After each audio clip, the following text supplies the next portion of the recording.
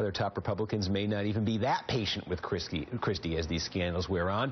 Whereas Christie was supposedly going to be his party's establishment favorite for 2016, it's now Jeb who seems to be getting an audition for that role. Of course, there are other issues with Jeb, too. In a column titled, "Why Jeb Bush is a Terrible Candidate," Ben Smith, the editor-in-chief of BuzzFeed, wrote this week that one of the biggest marks against him is being out of touch with the party's key constituencies on immigration.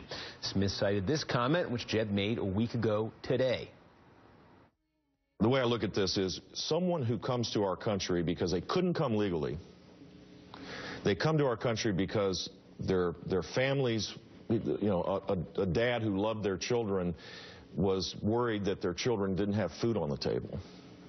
And they, you know, wanted to make sure their family was intact. And they crossed the border because they had no other means to work, to be able to provide for their family.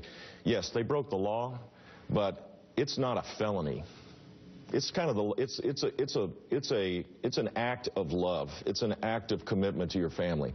I honestly think that that is a different kind of crime.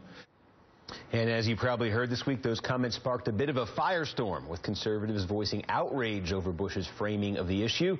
And with many on the left end of the spectrum who don't usually have much nice to say about Jeb Bush, pronouncing themselves surprised and delighted by his words. And in another speech on Thursday night, Bush stood by his remarks.